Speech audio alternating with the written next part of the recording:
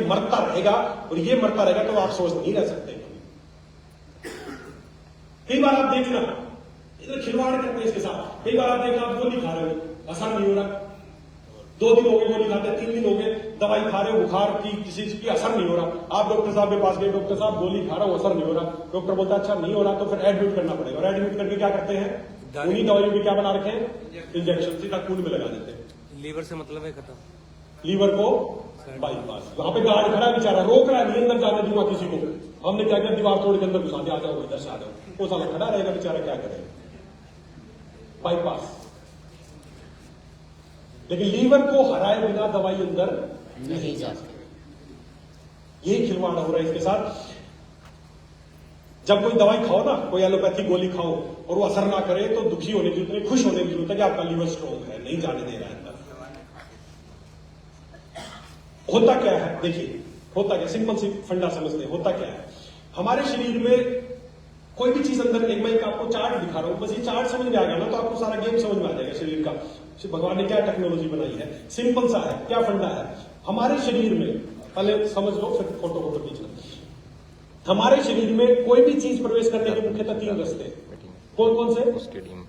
मुंह द्वारा, देखो मुंह से जा सकती है, नाक, सांस से जा सकती है, या फिर स्किन से जा सकती है। अब समझना, अब भगवान ने मुंह किस लिए बनाया है, खाने के लिए। क्या खाने के लिए बनाया है, प्राकृतिक चीजें, नेचुरल चीजें खाने के लिए बनाया है। लेकिन आप कोई दवाई खा रहे हो, कुछ फूड में और प्रिजर्वेटिव खा रहे हो। प्रिजर्वेटिव के नाम पे आजकल बड़ा धंधा हो रहा है, हर चीज में प्रिजर्वेटिव। ये प्रिजर्वेटिव फूड आइटम है ना, जो पैक्ड फूड जिसमें प्रिजर्वेटिव क्या होता है पता है, किसको बोलते हैं प्रिजर्वेटिव? सामान को सुरक्षित रखने के लिए। सिंपल सी बात है, सामान को सुरक्षित ताकि वो खराब ना हो। खराब होने का मतलब क्या हो गया, उसको बैक्टीरिया लग गए, फंगस लग गए, कीड़े लग गए, मतलब खराब हो गया। मतलब उन छोटे कीड़े मकोड़ों से, बैक्टीरिया से, फंगस से बचाने के लिए उसमें जहर डाला जाता है। जहर, पॉइजन सही में पॉइजन है। प्रिजर्वेटिव को अगर आप पी लोगे ना तुरंत मर जाओगे, इतना खतरनाक जहर है वो। लेकिन वो बस इतनी कम मात्रा में कि कीड़े मकोड़े तो मर जाते हैं और आप धीरे धीरे मर रहे हो, वो तुरंत मर जाते हैं। सही बात। वो उसको आप सोचो, आप ऐसी चीजें खा रहे हो जिसको सारे धरती के कीड़े मकोड़े खाना पसंद नहीं करते, आप उसको खुश होकर खा रहे हो। सर आटे में यही तो हो रहा है? पैकेट वाले आटे में, सब चीज में डाल रहे हैं। नहीं तो आप खुद सोचना, आपके घर का आटा चला तो 5 दिन 10 दिन में खराब हो जाता है, 15 दिन में खराब हो जाता है, वो 6 दिन में खराब हो जाता, जादू है उसमें। आप घर पे टमाटर की चटनी बनाओ, 2 दिन में खराब हो जाती है। टमाटो सॉस 1.5 साल तक खराब होता है, जादू है। कोई जादू नहीं, जहर है। तो आप चलो खा रहे हैं, वो सब भी खा रहे हैं, ये सब खा रहे हैं, दवाई खा रहे हैं। तो आपके मुंह में भगवान ने कोई बैरिकेड लगाया क्या, काम की चीज अंदर जाएगी, बिना काम की नहीं जाएगी? तो बैरिकेड है? नहीं है, सब कुछ अंदर जा रहा है। ऐसे ही आपकी सांस लेने के लिए भगवान ने नाक बनाई थी, क्या लेने के लिए, सांस। तो सांस में ऑक्सीजन जानी चाहिए। लेकिन क्या आप जो सांस ले रहे हो, क्या उसमें खाली ऑक्सीजन जा रही है? नहीं। बोलो जी, क्या क्या जा रहा है दिल्ली में सांस के साथ? Carbon monoxide, CO। इतने खतरनाक केमिकल, इतना ज्यादा। दिल्ली का तो AQI आज 500 था। सोचो आप, इतनी एयर क्वालिटी है, 750। सोचो, अभी कुछ दिन पहले एक माँ के पेट में बच्चा था। माँ के पेट में, कहा था? माँ के पेट में बच्चा था। उस बच्चे का ब्लड सैंपल लिया माँ के पेट के अंदर से ही, और उस बच्चे के खून में 109 तरह के केमिकल मिले, जो हवा में, जो एयर पोल्यूशन में जो मिलते हैं, 109 तरह के केमिकल्स। अभी तो बच्चा माँ के पेट में ही है। आपके तो कितना माइक्रो प्लास्टिक और कितना पता नहीं जहरीली चीजें नाक से जा रही है। तो जो जा रही है, तो नाक में या तो बैरिकेड है रोकने का, कुछ नहीं कि अच्छी चीज ही जाए, बेकार चीज ना जाए, नहीं है। ऐसे स्किन पे आप कुछ भी लगा रहे हो तो कोई बैरिकेड है कि काम की चीजें अंदर जाएगी बाकी नहीं जाएगी? नहीं है, कोई बैरिकेड नहीं है। चाहे मुंह से खाए, चाहे सांस ले, चाहे स्किन से जाए, सबसे पहले सारी चीजें किसके पास जाएंगी? लीवर के पास। यही है पहला बैरिकेड। इसको ही देखना, आगे की चीज जाने दूं या बाहर निकाल, सब ये खेल इसका। और बीच में आप तो सांस ले लेते हो, पहुंचा दिया अंदर, अब ये देखेगा क्या करना है। आपने खा लिया जो भी खाना था, अब ये देखेगा क्या करना है। आपने तो जो भी साबुन, किसी ने बोला ये साबुन अच्छा मसल के नहाने लगे, उसमें क्या था आपने देखा नहीं, वो सब ये देखेगा। अब होता क्या है, इन 3 रूट से कोई भी चीज आएगी, सबसे पहले किसके पास जाएगी? लीवर के पास। और लीवर का काम क्या है, जो भी उसमें खतरनाक चीजें, जो काम खाने के लिए नहीं बनी है, टॉक्सिन्स बोल सकते हैं जिनको, वो क्या करता है, उन टॉक्सिन्स को शरीर से बाहर निकाल देता है। और बाहर निकालने के 4 रूट हैं। शरीर से कोई भी टॉक्सिन्स बाहर निकले, कितने रूट हैं? चार। कौन कौन से? सबसे पहले तो 3 वही हैं, मुंह से खाना खाया, मलद्वार से बाहर निकले। आप कई बार देखा आपने कहीं खाना खा लिया और उस खाने में कुछ खतरनाक चीज थी, आपको खाया, कुछ समय बाद आपको थोड़ी देर बाद में लूज मोशन लग जाते हैं। आप बोलते फूड पॉइजनिंग होगी, लूज मोशन लगे। क्यों लगे लूज मोशन? क्योंकि आपके शरीर लीवर को लगा कि शरीर में चीज नहीं, उसको बाहर निकाल दो तुरंत, तो आपको लूज मोशन लगे, वोमिटिंग लगे। ये आपके शरीर लीवर करता है सारे काम आपको बचाने के लिए। और हम साले इतने बुद्धू हैं, लूज मोशन लग जाते तो भी डॉक्टर के पास जाके दवाई लेके उसको बंद कर देते हैं, नाजी निकलने देंगे।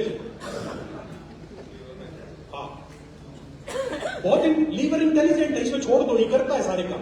तो बाहर निकलने के 4 रूट है। कौन कौन से? मुंह से खाया था, मलद्वार से निकल गया, सांस से गंदी चीजें अंदर गई, छोड़ दिया, बाहर में निकल गई, स्किन से अंदर गई, पसीने से बाहर निकल गई।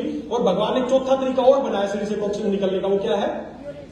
यूरिन। यूरिन से भी गंदगी निकलती है। और ये सारे निकालने की जिम्मेदारी किसकी है? लीवर करवाता है।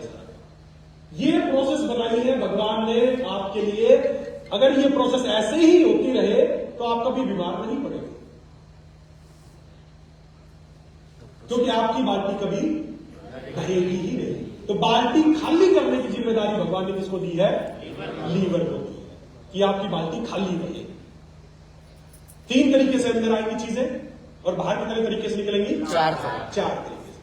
अगर ऐसी प्रोसेस ऐसे ही होती रहे तो आप कभी बीमार नहीं पड़ेंगे। समस्या कब आती है, प्रॉब्लम कब आती है?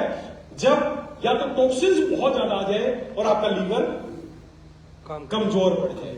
उस कंडीशन में क्या होगा? लीवर सभी टॉक्सिन्स को बाहर नहीं निकाल पाएगा, और जब बाहर नहीं निकलेंगे तो शरीर में रुकना शुरू होंगे जो एक्सेस टॉक्सिन्स है, और वो एक्सेस टॉक्सिन शरीर में जहां जहां रुकेंगे वहां पे क्या होगा? अगला स्टेप इन्फ्लामेशन आएगी, और इन्फ्लामेशन आएगी तो बीमारी हो जाएगी। अगर वो स्किन पे आ गया तो एक्नी हो जाएगी, एलर्जी हो जाएगी, आर्थराइटिस हो जाएगा, ऑटोइम्यून डिसऑर्डर हो जाएगी, कार्डियोवैस्कुलर डिजीज हो जाएगी, क्रोनिक फटीग हो जाएगा, कॉन्स्टिपेशन होगा, डायबिटीज होगा, डायरिया होगा, हेडेक होगा, जो भी बीमारी आपके हार्मोन इम्बैलेंस होगा, जहां पे वो टॉक्सिन्स रुकेंगे, ओवरीज में रुक गया, पीसीओडी हो गया, नसों में रुक गया, बीपी की प्रॉब्लम होगी, कहीं पे ब्लॉकेज हो गया, कहीं पे कुछ हो गया, सब गेम इनका है। अगर लीवर सबको बाहर नहीं निकाल पाए तो शरीर, अगर मान लेते हैं 100 टॉक्सिन्स आए, 60 निकले तो कितने बच गए? तो क्या होंगे शरीर में?